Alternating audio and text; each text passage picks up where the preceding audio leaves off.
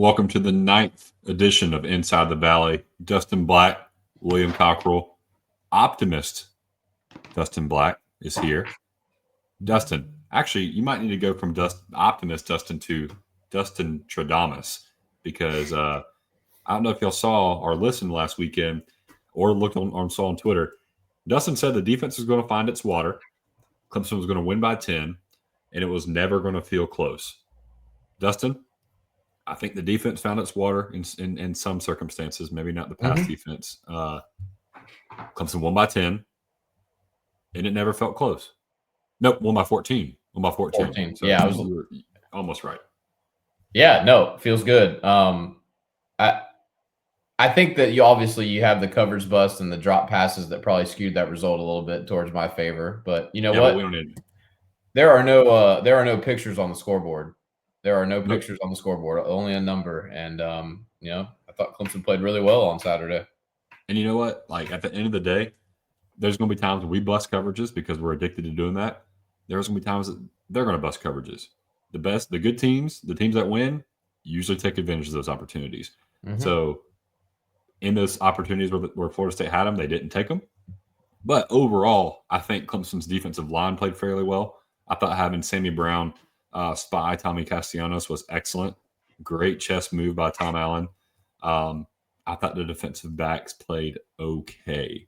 I was very impressed with Corey and Gibson. I want to hear what you think about that. I thought he played fairly well as a freshman, redshirt freshman, I believe. Yeah, I mean, as a guy that got injured his senior year of high school, so he didn't get to play. I think it was maybe his first game of his senior year, so hasn't really played football a ton. So just coming back from the injuries, continued to get better. Actually, manning that nickel spot that Shelton Lewis is kind of left open, and obviously you have my son Kelly still playing there a little bit, but Corey and Gibson's kind of listed as an or on the starter for that nickel spot. Then I expect to see him more down the stretch. He played really well. I thought that was his best game in a Clemson uniform, and I think the stock is up with that kid. He was a top 100 recruit before he got injured, so he's a very talented player. I like him coming out of Texas. He's from I think he's from close by to Bryant Westco. I think they must have played each other in high school, or at least they're close by. What's close by in Texas? I think everything must be either close by or extremely far away. But Strozier, the corner we haven't seen very much of, I thought he played decent.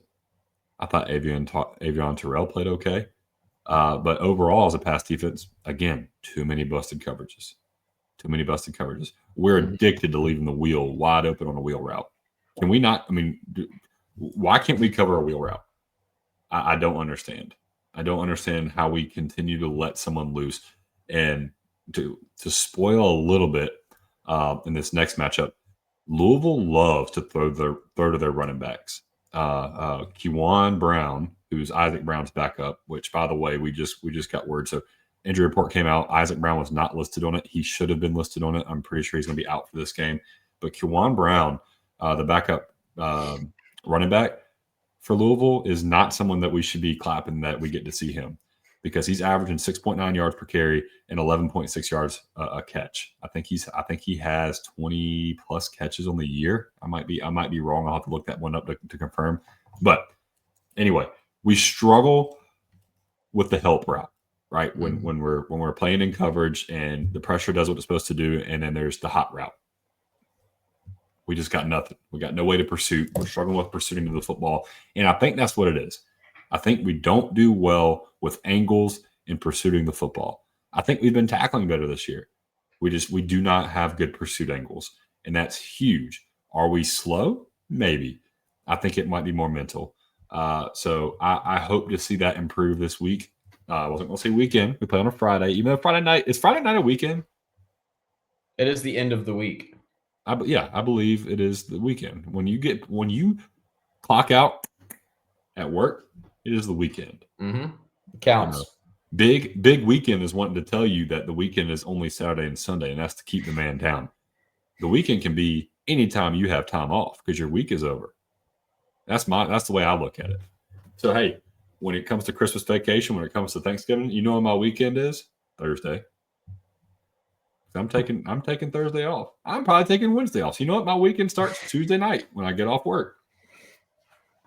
Don't let big weekend bring you down, Dustin. That's right. But Dustin, like I said, you were a genius in calling the tone, maybe the muse of the game. Offensively, your keys were spread the ball around, need more pass catchers to contribute. 8 receivers had a catch on 27 attempts. So, I mean, I think that's a lot of receivers. I gave you the check on that one. Get Randall and Gideon involved in the passing game. You didn't define how involved. I know. I would have liked to see it a little bit more. There were 3 targets. I thought Gideon looked great on Saturday again, but I just need to see that guy in the open field. Like, I just need to see him in the open field. I want to see him make someone miss. I want to see him erase an angle with his speed. I want to see him earn that number 9 jersey. You know what I mean? Right? Because right now he looks smooth. He looks good. I think he's got some twitch, and I think that I think there's some definitely hope there. But I just want to see him get out in the open field and be explosive. He's a cutaway. He's a broken tackle away from us seeing that. Maybe we see that this weekend now that he's got his, his legs, his sea legs under him. Well, one of my favorite calls of all time was when Travis Etienne scored against Louisville, the embarrassment of riches. Do you remember that one? Riches. I love that one, man. That was one of my all-time favorite calls. So, I mean, maybe Gideon has another breakout game, and that's his coming to college football moment. Can I tell you, when I saw that play and I saw Travis Etienne on that play, I called my brother and I said, Max, this dude reminds me of Ricky Williams. And he's like, oh, you can't give him that. He's just a true freshman. This is his first time really playing. I was like, I'm telling you, he reminds me of Ricky Williams. I don't know who he reminds you of, but I would say he had a pretty good career. I still watch Travis Etienne highlights, by the way. Me too. They get me going on cold days.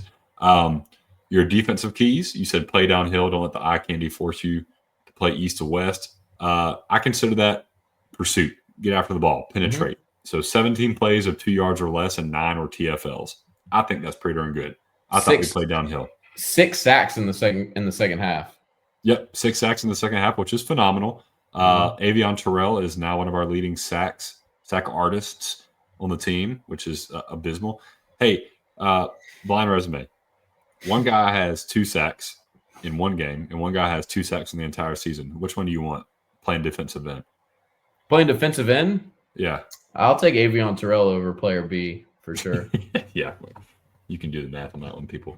And then you had Hold Castellanos under his running average, which you were sweating a little bit. You texted me, said, damn, there goes the average. And I said, there's a lot of time left for some sacks.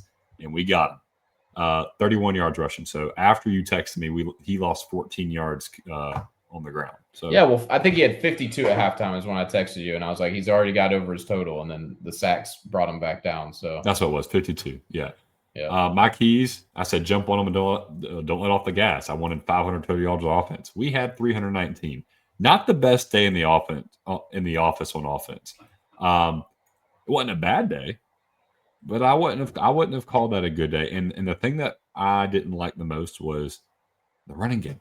Again, it didn't look natural. It didn't look good. We weren't winning in the running game at all. It was bad. I mean, in opportunities to put the game away, we couldn't do it.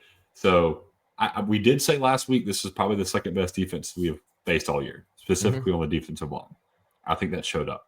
Well, one thing is too, like people say it a lot, like, the offense went into a shell. And okay, I see what you're saying, but the correct thing to do is to run the football. The only reason you think that they're going into a shell is because they're not good at running the football. See, like, perfect. Yep. like back in the day, I mean, even though Clemson's offensive line wasn't always great, I mean, they could line up and just see who's the bigger man, and they would win. And like, you know what I mean? Like, even when Dabo, who doesn't like to blow teams out intentionally, he used to blow teams out all the time because all he would do is run the football, and then you got your second string, third string running back still ripping off 40, 50 yarders.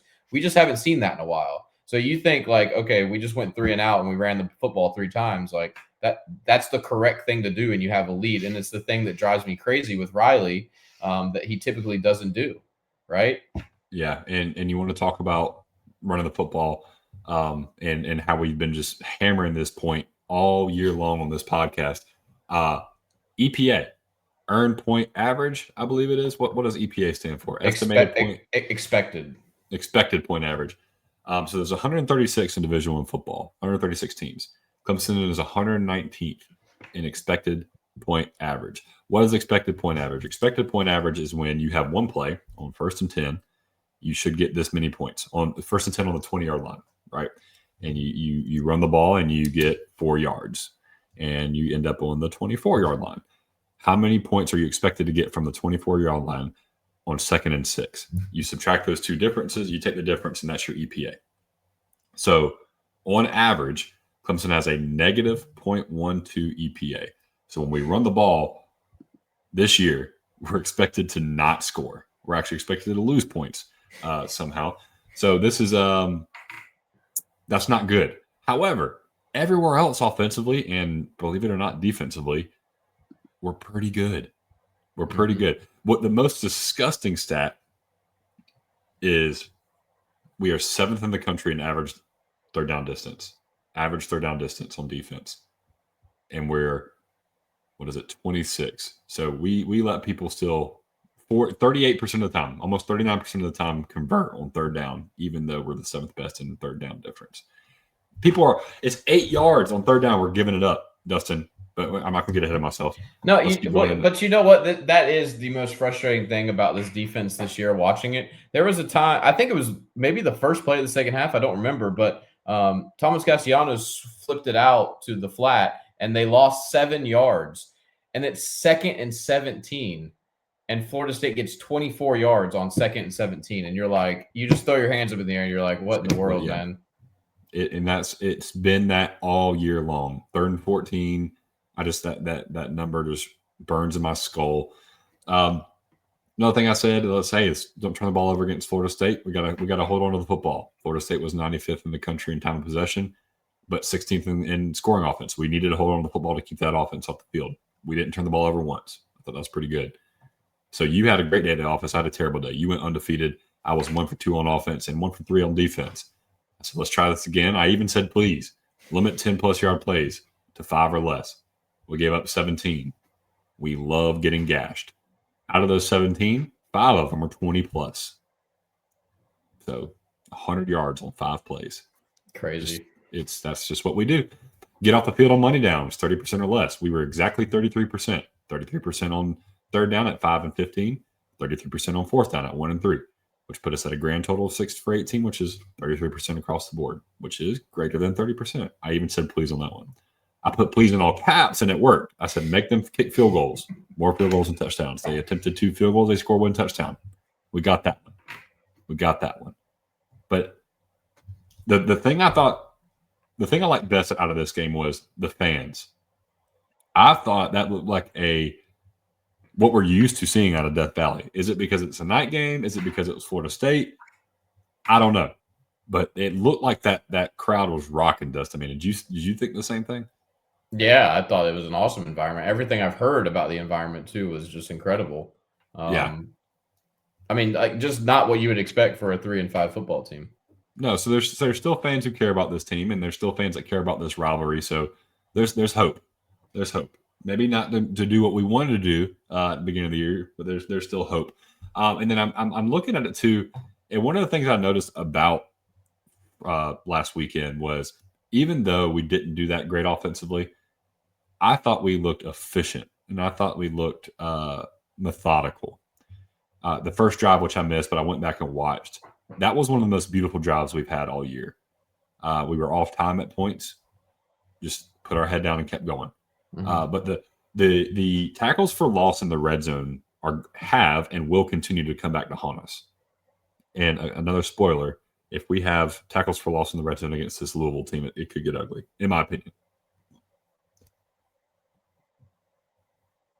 But is there anything else you want to talk about Florida State? No, I mean, I think that guy should go ahead and eat that dog poop, man. They're really struggling. You know what I mean? He's really, he probably felt pretty vindicated after they beat Alabama. Probably, yeah.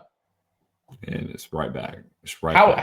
How is Norvell not fired, man? Anyways, I'm not going to go on that tangent. I'm just not going to go on that tangent. But money and timing. They should have done it earlier. Give him a lifetime extension, man. He's doing great. We love Norvell at Florida State. I do love Norvell. He's beaten Zabo 1 time. Yep. My favorite coach. Excuse me. Let me present it in a way that the Florida State boosters were like. Mike Norvell, in the year of 2022, 2023, excuse me, was undefeated against Dabo Swinney. Think about that. That's the guy you want leading your Seminoles out there. Lifetime extension, man. Yep. From December 2022 to December of 2023, he was undefeated against Dabo. And it took him an overtime to beat us that year. Can you believe that? That team got robbed of being in the playoff, and they took overtime to beat us. Anyway, matchup info coming in this week, 7:30, playing at the Ketchup Stadium, Louisville. Papa John's, excuse me, not Ketchup. Sorry, Pitt. Is it still Papa John's Stadium, or is it Papa John's? I don't know, man. It was Papa John's Stadium. Now I got to look it up. What is there? Isn't there basketball, the KFC Yum Center or something like that? It sure is. That's hilarious, man. They love their fast food there. I guess. I thought it was like in bourbon. Oh, this is lame. L&N Federal Credit Union Stadium. Okay, sell out. It used to be Papa John's. They've gone corporate. Probably has nothing to do with things Papa John's has said on the airways. It can't have anything to do with that. It definitely is because they went corporate. But this is a Friday night game.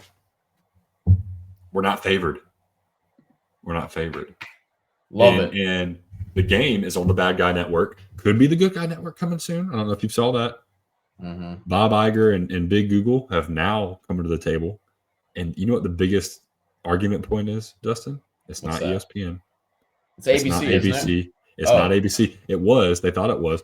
Now it's not that. It's National Geographic. What? It's National Geographic. Listen, this is... I don't understand. Me neither. I'm not a very smart person. But I do understand that they are arguing over... Here we go. Let me give you the exact... Disney CEO Bob Iger and Google CEO Sundar Pichai. Sorry if I spelled your name, announced your name wrong, Mr. Pichai. Not Fauci, but the cost of paying for Disney's Freeform, FX, and National Geographic remains an obstacle. Wow. Hey, listen, I will do the heroic thing. Dustin, you can follow suit if you want to. I don't expect you to because it's a tough thing to do. I will willingly not have Freeform, not have FX, and not have National Geographic on my television if I can get ESPN back. I didn't know we had those channels. No, Dustin. No, this is very tough for you. We need to let these people know that from the bottom of our hearts, we will sacrifice these and very important channels for us to get our ESPN back. Whatever. Yeah. I was switching between apps for football games yesterday. Like I'm trying to watch Indiana Penn State and Georgia Mississippi State like simultaneously. I have to go to different apps to watch both of those games. I used to have 4 right in front of me. Yeah, the kids won't understand. The kids will never believe you. The kids will never. Your son, he'll never believe you. Yeah, okay, Dad. Okay, Boomer. Whatever you say. Yeah. So over under 51.5. How do you feel about the over under? Do you ever dabble in the little OU? I hate doing it, man. There's so many. I mean, the football's shaped weird, and there's so many things. Like I would have bet a lot of money on Florida State Clemson going over, and there was only 34 total points. Like that's crazy to me. That is crazy. You know what I mean? It's hard to get a read on things like that. But 51 does seem kind of low, I guess, for this game. Take the over. There's a man named Big Cat. He says you always bet the over because it's not fun to bet the under. That's true. I like that. Opening thoughts. What you got? Well, I just think it's a role reversal from last year. Last year, it felt like Clemson was surging towards Charlotte, and Louisville came and snatched it out from underneath them at home. And now Clemson is nowhere near Charlotte, maybe close on the map. But as far as the ACC championship game goes, it might as well be a galaxy away. So now they get to go to Louisville's home field, which, Louisville has 2 conference losses, 1 conference loss. No, 2. Virginia and Cal. That's right. So, I mean, they have to win. I mean, 1 more loss and they're out of the ACC championship. So, Clemson gets to go play spoiler. Underdog spoiler. I kind of wish CJ Spoiler. That's what we need. We need CJ Spoiler to have his biggest coaching weekend. Yeah, this weekend, we've agreed.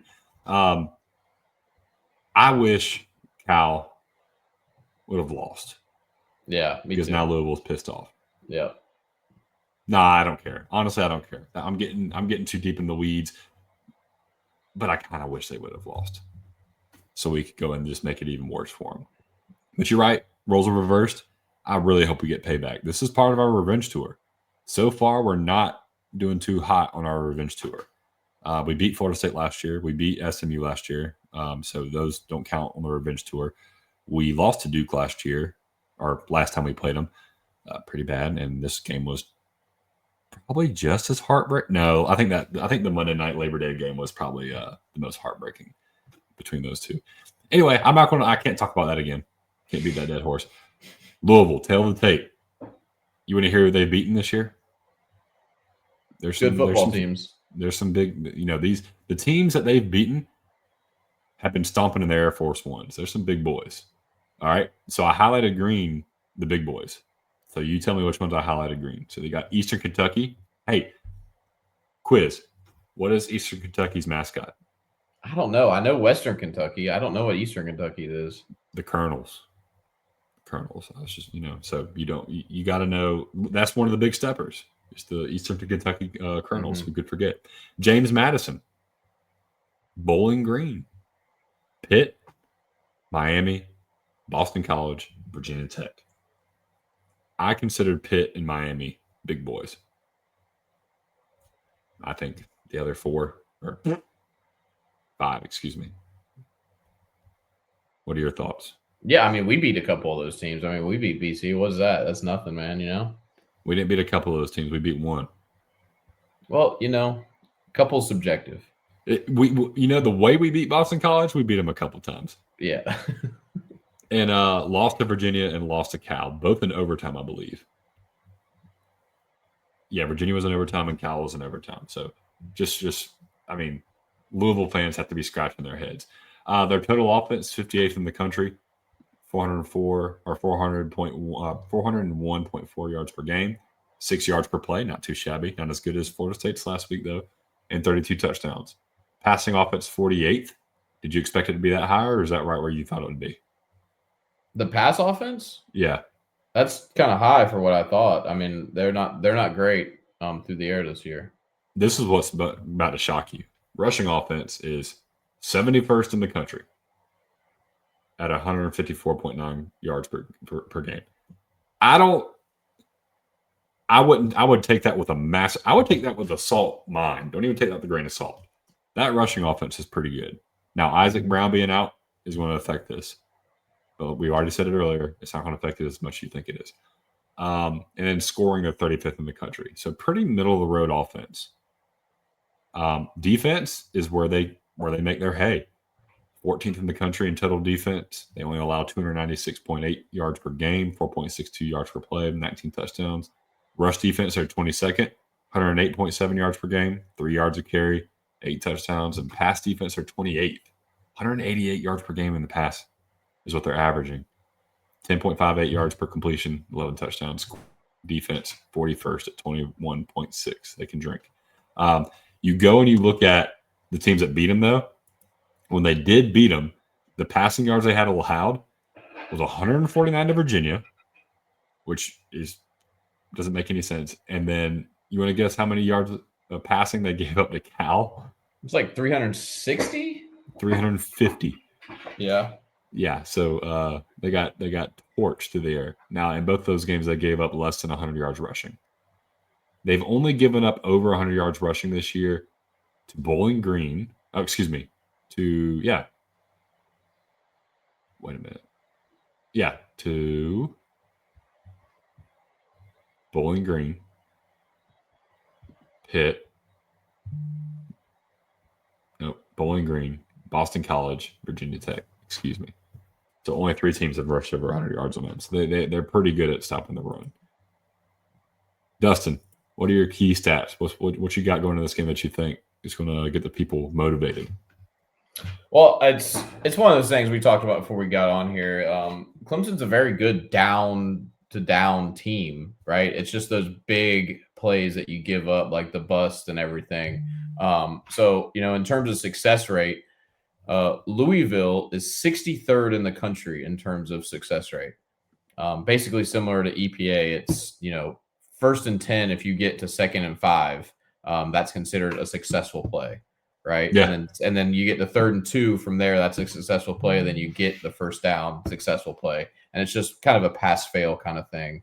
But Clemson, on the other hand, is 22nd in the country in success rate allowed, which is mind-blowing. You wouldn't think that if you just watch the tape or if you were a fan watching on a week-to-week basis. But Clemson is very good on a down-to-down basis.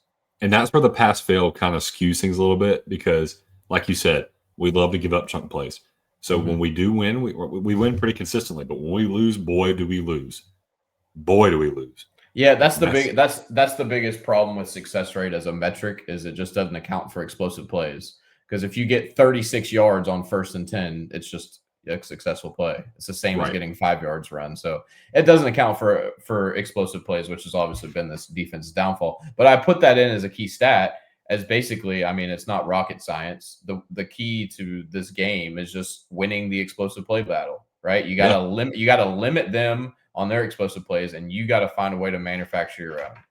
So you have to in this game. Yeah, absolutely. And you think about it too. So I'm treating it as I was devil's advocate on your side of the ball, but you can be devil's advocate to Louisville being 63rd.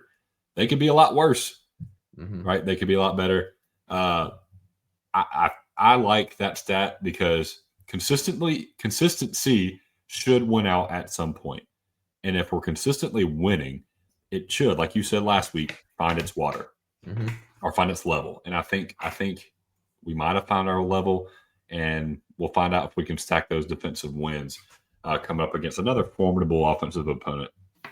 Mine is in the Dabo Swinney era, which this is mind-boggling to me because I guess when I think of Clemson playing on a Friday, I always just think of Syracuse, the Kelly Bryant game. We played like 45 different quarterbacks and still somehow scored 24 points. But in the Dabo Swinney era, Clemson is 10-3 in non-Saturday games, regular season games. I'm not including postseason. So Thursdays were 7-1. The one loss was the very first game that Dabo coached on a non-Saturday game. So it was against Georgia Tech, 2009. So I haven't lost on a Thursday game since 2009. I wouldn't mind playing on another Thursday. Friday game, last time we lost on Friday to Syracuse in 2017 on Friday the 13th. Maybe don't play on Friday the 13th. I don't know. Let me throw that out there. And then Monday games 1-1, and we don't need to talk about that. That was Georgia Tech and then Duke, but we've already said enough about that. But and then overall, we're scoring, which again, this take it with a grain of salt. We're scoring 33 points a game on non-Saturday games and giving up 17 points. So we should be almost doubling everybody's results when we play on a non-Saturday game. Take it for what it's worth. And then I also want to say when Louisville, I've had my tongue has been tied today. I'm sorry, folks. When Louisville is lost, the key metric and when they lose is that they're going to give up over 350 yards. Okay. They're going to pass for a lot more than they run. They're going to pass for about 260. They're going to run for about 100 flat. And then you're going to beat them through the air. You got to throw for 250 or more against this Louisville team to beat them. You just got to. So on that note, offensive keys to success. Dustin, what you got? Well, I think short week of prep, you got to break some tendencies. I think that, obviously that there's like the staffs now for college football are insane. I know it's already been reported that like part of Clemson's staff was already preparing for Louisville, ahead of the week. So I know that they've been prepping for Clemson. It may be a Friday game, but there's already been some prep done. But I say that to say at the end of the years, Dabo has always done a good job of breaking tendencies to where like you think that their offense becomes pretty predictable. And then down the stretch, they tend to break those tendencies and throw wrinkles in the offense and they find success. It's kind of why you always feel like Dabo teams kind of round in the form is because they kind of they kind of do that. They kind of throw in things that they haven't maybe have not used in games, but have installed in practice and things of that nature. So let's see them. Let's see the wrinkles. I would love to see the wrinkles in the run game. I've been asking for it all year. I would think to be a little less vanilla with the inside zones and all that stuff. Get creative. Get Antonio Williams some carries. Get TJ Moore some carries. Anything you can do to just supplement the run game, I think would be great. And make the defense have to keep honest when we do a motion that goes across the field. Make the defense have to think, hey, this dude could be getting the ball. They could be snapping right here. We've got to change quick. When you're putting pressure on changes, that makes people make more mistakes. Right. It also neutralizes the pass rush a little bit. Like if you're going to do a bunch of jet sweeps and stuff, it kind of keeps those edges honest and keeps them from, just rushing straight up field all the time. And, get them off their fingers. Louisville's got some very good defensive ends. Clev Lubin. Do you know where Clev Lubin transferred to Louisville from? Where? Coastal Carolina. Wow, I didn't know that. We let him leave the state, man. Well, Myrtle Beach is closer to Louisville than it is to Clemson. Is that true? No. Oh. It's just bad. It's bad for the way you say things, man. You make them sound very believable. That sometimes that's a good trait, and sometimes it's a terrible one. Yeah. The worst thing I am at is geography. So you could trick me with geography questions all day long because I don't see things like that in my brain.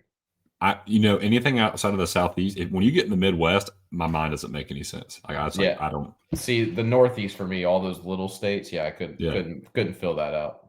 Like I was like, oh, Kansas, we're really far away from Colorado. Nope, psych. Kansas is touching Colorado. I'm like, this is not okay. Oh, Kansas is bordering with Missouri. They have a border war. What are we doing? Hey, guess what? Kansas City is in what state? Missouri.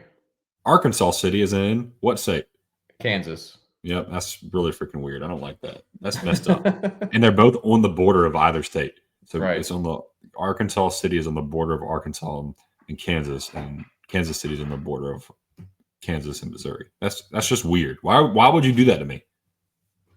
I don't know, man. But good transition. Great transition. Also, another offensive key to success. Why don't we give TJ Moore the football? Who? TJ Moore, he wears number 1. Tunnel screen Moore. Yeah, he's pretty good. I think we should give him the football. Cal had a guy, just past week, 16 receptions, I think 160 something yards on Louisville. I'm not saying TJ Moore needs to do all that, but I think 100-yard game for TJ Moore would go a long way. I think that Antonio Williams is going to become the focal point of that defense, so where they're going to key on Antonio Williams a lot. So I think TJ Moore would be able to take advantage of that. And I think that this is a TJ Moore football game. I'll plant my flag. I think this is his best game of the year. And I think he ends up having a really productive day. Yeah, Jesus, 23 targets. He was targeted 23 times. 16 receptions, 158 yards, 1 touchdown. I would like to know who the corner is they were picking on. Because DeJesus is good. Forgetting his first name. Is it Javier? Jacob. Not even close to Javier. So maybe DeJesus got me a little bit. Jacob DeJesus is good. He's not some world beater. He's got 500 yards receiving on the year. Right. To be targeted 23 times, there had to have been a matchup they love. Because the next highest targeted guy, there was 2 targeted 6 times. Big difference. 4 times difference. So I would like to know or like to expect that our coaches would have identified what that matchup nightmare was that Louisville was putting out there, and I hope we can exploit it too. And I hope we can, hey, if TJ Moore's on him, throw it to TJ Moore. Antonio Williams is on him, throw it to Antonio Williams. It's not that hard, right? It's not that hard. Right. Well, another key, and I didn't write this in the notes, but it really is the defensive ends for Louisville. They can break this game. They can just wreck, Clemson's game plan. Like I mentioned, Clev Lubin. I think this is going to be a really tough test for the tackles. I think Tristan Lee and Blake Miller are going to have a good game in order to Clemson to do well on offense. Did Tristan Lee hint at the fact that he's probably going to die against Louisville? I don't know. I mean, it kind of sounded like it. Yeah, he said. He quoted, what was the movie Fury, where they're about to where they're sacrificing themselves for the He greater basically said, good. "Here I am, send me." Basically, Send me into yeah. the fray. Yep. Tristan, buddy, you were a 5-star. You do have talent. You don't have to go into the fray. You could just show up and play some good football. Yeah. How about we chip the defense in on his side with a tight end? Why don't we do that? Let's not make our left tackle feel like he's sitting in the middle of a war zone in World War II in a tank that is broken down and can't move and is about to get just murdered by Panther strikes. Let's make sure that our left tackle doesn't feel that way. It's a great movie, by the way. I don't know if you've seen Phenomenal it. movie. I love that Phenomenal. movie. Yeah. My keys to success. This has been a great podcast so far. We've talked Fury. We've talked some Panzer Strikes. If you don't know what that is a tank killer. That's a bazooka. That's what the Germans called it. World War II history for you. We've talked some geography. Dustin, what's going to happen next? Who knows? The people better tune in because we're going to say something. I might say I'll pee my pants again. You might. Are you going to risk it for a Friday game? For a Friday game, Dustin, this might be a pee pants game. I'll get there. Let me see. It has to come from the loins, literally. Like I have to feel that in my loins. Like that game, the UNC game came from the loins. Like we needed offensive success that bad. Yeah. What if it's a defensive pee my pants game? If the defense scores a defensive touchdown, two defensive touchdowns, I will pee my pants and record it and post it on Twitter. X the everything app. At Walk On Moose. Is that okay to say? 2 defensive scores. Dude, you say whatever you want, man. Two defensive scores. I think 1 is too risky. Well, defense needs to score, right? All right, let's move on before I put myself in a different hole. My offensive keys to success. I think Cade needs 300 yards passing. You know, I talked about earlier, all the teams that beat him threw at least 250 yards. All the teams that have had offensive success have had to throw for over 225 yards. If we're going to beat this Louisville team with how our defense is played, I think Cade needs to be around that 300-yard passing range. And like I said, in Louisville's 2 losses, the teams have ran for less than 100 yards, 88 and 77. We've struggled running the ball. They're really good at stopping it, but they struggle in stopping the pass. The people have passed for an average of 332 yards in those losses. Now, we talked about it earlier, there's only 2 of them. And when you average 146 and 350, you get to 332. So, actually, no, that's wrong. I did that math completely incorrectly. Wow. But just know, it's a lot more yards than 146. Great math. Let's do the math again for the people. 350. Oh gosh, Dustin, this is bad. 350 plus 146. Just blame the Google sheet. Just blame the Google sheet. It was the Google sheet, and I do. All right, you want me to go on a tangent? Google Sheets needs to get their sheet together because it's 248, so it's 250. Whatever. It's just that's America. Microsoft Excel is phenomenal. One of the best tools in my tool belt at work. Just a phenomenal application. Okay. Google Sheets is asshole casserole. It might be the worst thing you can put on my computer I've ever seen. It might have worse technology than the Paint game used to play that uses little octagon pixels. You'd have to click to make each line. You know what I'm talking about, Dustin? Mm-hmm. Oh yeah. That and Google Sheets are on the same wavelength. I mean, it's just a terrible app. It's a terrible app, terrible whatever it is, but it's free, so that's why I have it. Well, just blame them, man. I will. We need to score in the red zone. I'd like to score I'd like to score 100% of the time more in the red zone this week. I want to put a caveat on there, which I didn't. I want 80% touchdown rate in the red zone. That's what we got to finish drives, and we got to finish drives with 6. Mm-hmm. We've got to. The defense has struggled way too much. We cannot rely on them. The offense is finally starting to hit its stride. Got to ride it, and you got to be successful in the red zone. And then we need to score on 90% of our drives. Again, I don't trust our defensive backs. I know Miller Moss struggles. I don't trust our defensive backs at all. Maybe we take the next step forward. with Tom Allen's guys playing? I don't know, but we need to score on 90% of our drives. Dustin, what are your defense keys to success? Well, I think the landmark for me is Louisville only rushing for 120 yards, right? I don't think you're going to completely stop them from rushing the football. I think it's pretty silly to expect. So I think 120, is a pretty good landmark. I'll tell you the teams. Pitt held them to 53 yards rushing. James Madison held them to 113 yards rushing. Virginia, 54. Miami, 119. And then they had a couple of huge games against Boston College and Virginia Tech.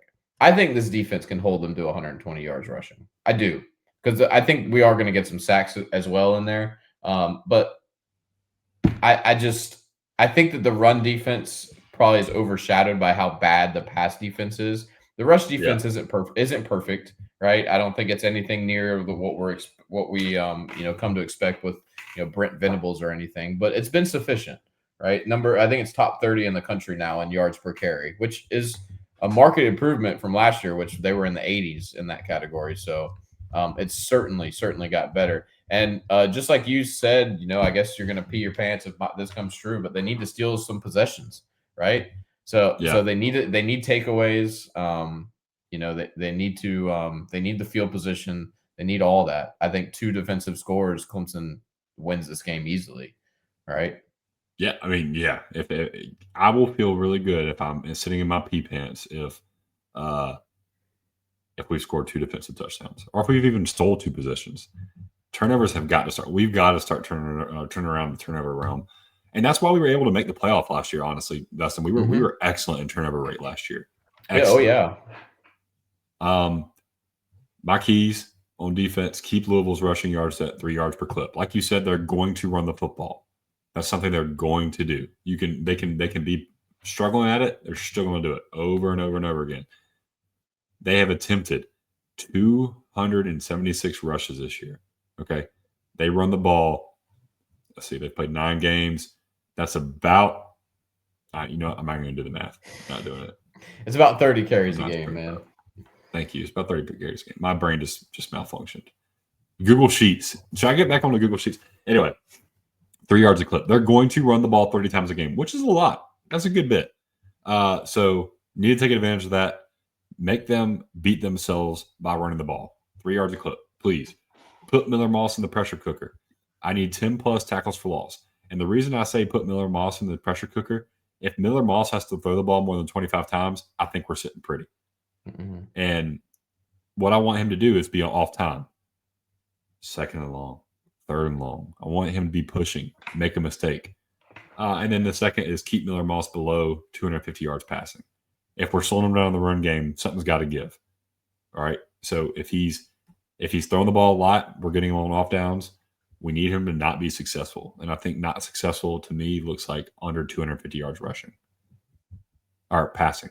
Oh my gosh. This has been my best performance, bar none. This is our D-Wade, LeBron, alley-oop dunk meme performance, Dustin. This is phenomenal.